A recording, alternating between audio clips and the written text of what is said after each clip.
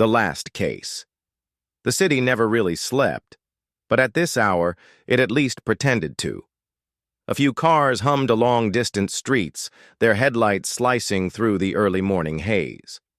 I stood by my window, sipping coffee that was too strong, too bitter, but exactly what I needed.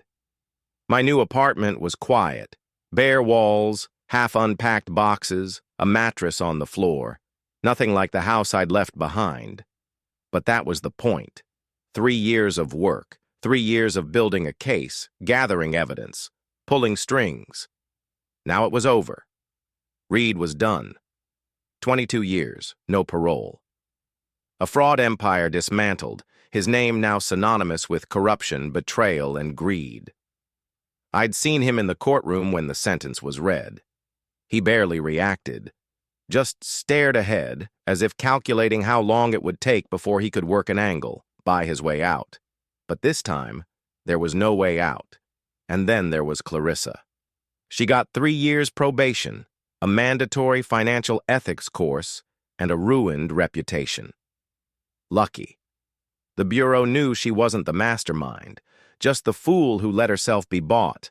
The jewelry, the villa, the gifts, all gone.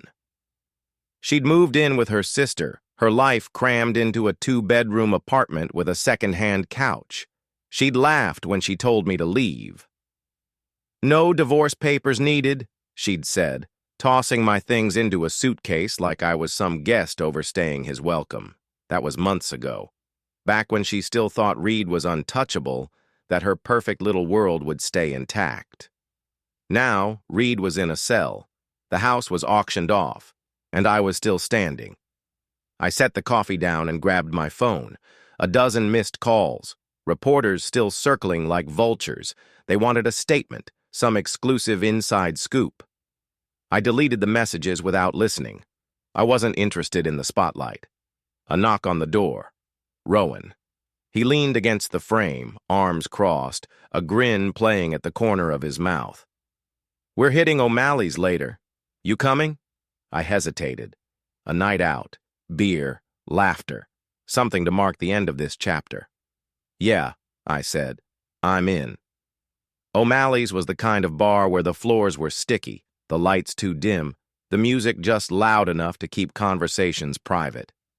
The team was already there when I walked in. Keller, Torres, a few others. They raised their glasses, cheering. "To the man who took down Reed," Rowan called out. I smirked, shaking my head. Just did my job. The beer was cold, the laughter was easy. And for the first time in months, I let myself relax. By the time I got home, the city was quiet. The streets below stretched out like dark veins under the neon glow of streetlights. I locked the door behind me, kicked off my boots, and sank onto the mattress. Sleep came easy. The next morning, my phone buzzed at 7:30 a.m. Clarissa. I stared at the screen, her name glowing in the early morning light. "Can we talk? Please, I need to say something." I let the message sit there. She needed to say something. Now? After everything? I could still hear her voice from months ago, smooth and confident, when she was so sure she'd won. Now, all she had was a probation officer and a sister's spare room. I deleted the message. No reply, no call back. She had made her choices, and I had made mine. Monday morning, a week into the new job. I walked into my new office, coffee in hand. Real coffee, not the instant stuff I'd been choking down in the apartment. The skyline stretched across the window, the city sharp and clear against the pale blue sky. On my desk, files, reports, the next case already waiting. A name stared up at me. Ethan Bryce. Crypto fraud, millions laundered through fake NFT sales, dirty money cycling in and out like waves on the shore. I smirked. Another con man, another chase. Rowan popped his head in. "Briefing at 10? I nodded. "Bring coffee?" He grinned. "Boss's orders." The day blurred into meetings, phone calls, strategy sessions. By evening, the office had emptied out, but I stayed, flipping through case files, scribbling notes, connecting dots. Clarissa's message lingered in the back of my mind. but I refused to let it settle. She was my past. This was my future. At 9 p.m., I locked up my office, took the stairs down, and stepped into the cool night air. The city pulsed around me, headlights streaking through the darkness, a low hum of life carrying on. I started my truck and drove home, the skyline shrinking in the rearview mirror. This was aftermath, hers in ruins, mine rising, and I was good with that. The new office felt both sterile and liberating. It was sleek, full of sharp lines and glass surfaces, and smelled of fresh coffee and office paper. Nothing felt familiar. The buzzing of fluorescent lights and the faint hum of the city outside reminded me that this was my reality now. I was no longer the guy who lived in the shadows, who spent his nights sifting through paperwork, hiding his true identity. I was out in the open, in a position of power. At least, that's what they told me. I had worked my way to this point, gritting my teeth, putting in the hours, staying under the radar. But now that I was here, I felt like an imposter. The team I had inherited was efficient, but there was an unspoken tension between us. They respected the title, but they didn't know me. They didn't know what I had left behind to get this far. My promotion had been swift, but it was built on trust, on the belief that I could handle things. Handle anything. But in truth, I was barely keeping it together. I stared at my reflection in the glass window. A man with ambition, with a goal, but also a man who had lost more than he could afford to. I couldn't let anyone see the cracks in my armor. The team was driven, hungry for success, but there was a palpable unease. It wasn't just the high stakes of the cases we worked on, it was the atmosphere of uncertainty, the fear of failure. Each one of them was terrified that they'd be exposed as frauds, or worse, discarded when the next promotion came around. I knew what it was like to live with that constant pressure, the weight of expectations on my shoulders. Ethan Bryce, that was the case now. Bryce, a notorious crypto scammer, the mastermind behind a labyrinthine network of digital currency laundering. His company, Bryce Digital Arts, was one of the largest in the world, but behind it, there was a hidden empire of crime. He was a ghost, slipping through the cracks of the system, operating in plain sight. The more we dug, the more it became clear. Bryce wasn't just a small-time crook. He was something far more dangerous. The phone buzzed on my desk, snapping me out of my thoughts. It was another message from Clarissa. "Can we talk? I need to say something." It was an invitation, wrapped in guilt. But it wasn't just that. It was the fact that, despite everything, I still cared. I still thought about her. That was the problem. After everything she had done, after everything that had happened between us, she still had this hold on me. And I hated myself for it. I stared at the screen, feeling the weight of the decision pressing down on me. But I didn't reply. Instead, I turned my attention back to the case. I needed to stay focused, to move forward, no matter how much my past wanted to pull me back. My fingers hovered over the keyboard as I dug into Bryce's financials, trying to find a crack, a weakness. The day passed slowly. Meetings, paperwork, phone calls. Each moment felt like a step away from the life I had left behind. The tension in the office was palpable, the buzz of energy mixed with frustration. The team was hungry for success, and I could feel their impatience. By the time the office was empty, I was drained. The weight of the day settled heavily in my shoulders, but there was something else weighing on me. Clarissa's face. It lingered, as it always did. I had wanted to escape her. I had wanted to run away from everything she represented. But she was always there in the back of my mind, pulling me back. I grabbed my coat, threw it over my shoulder, and walked out into the cool night. The city was alive, its lights flickering in the darkness. The hum of traffic and the distant sound of voices filled the air. But in that moment, it felt like the city didn't matter. Nothing did. I was still trapped in the past, still trying to outrun the person I used to be. I woke up the next morning, the harsh sunlight streaming through the blinds. The apartment was cold, sterile, like everything else in my life now. It felt like I was living in a space that didn't belong to me. The bed was empty, the sheets rumpled, but I was alone. The phone on the nightstand buzzed, another message from Clarissa. "Can we talk? Please, I need to see you." I hadn't expected it. In fact, I had almost forgotten about her. But now she was back. Like a ghost, always returning, haunting me. It had been weeks since the last time we spoke, since I left her, since I made the decision to walk away from everything. But even now, I could feel the guilt creeping in.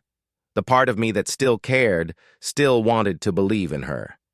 But it was too late for that. I shoved the phone into my pocket and walked into the kitchen, the smell of coffee filling the room. The steam rose from the cup as I took a sip. The bitter taste did nothing to soothe the turmoil I was feeling. I had a job to do, a team to lead, a case to solve, and yet in the back of my mind, there was nothing but Clarissa. She had done this to me. She had turned me into this. The team at the office was eager to make progress. We had a lead on one of Bryce's shell companies, a front for his illegal operations. I had briefed the team the night before, but today, everything felt different. My focus was scattered, my mind unwilling to let go of the past. Every time I opened a file, I saw her face, smiling at me from across the table. The case was moving slowly, but we were making progress. The more we uncovered, the more I realized how deep Bryce's operation ran. He wasn't just a tech mogul with a hidden agenda. He was a player in a much bigger game, one that could bring down entire governments if we weren't careful. But even as I worked, my mind drifted back to Clarissa.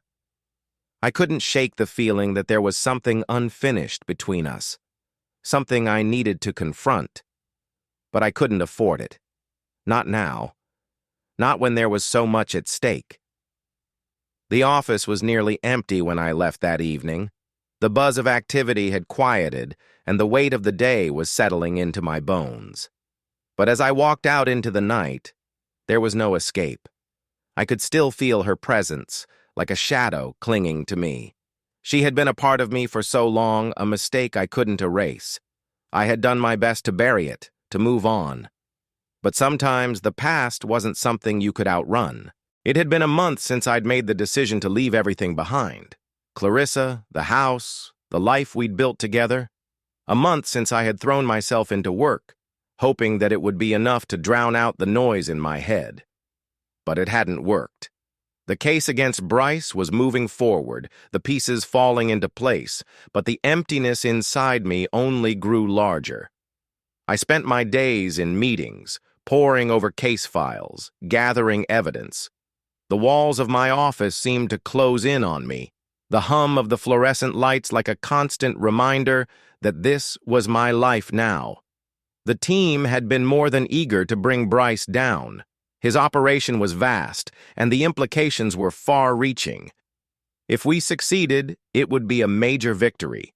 But even as we worked, I felt a sense of futility settling in. Bryce was just one man in a much larger system. And me? I was just a cog in that system, doing what I was told, following orders. I had built a life for myself in this world, but it felt like a cage. Every time I looked at the progress we were making, I couldn't shake the feeling that something was missing.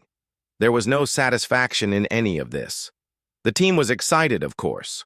The first round of arrests had been made, and we were closer than ever to bringing Bryce down.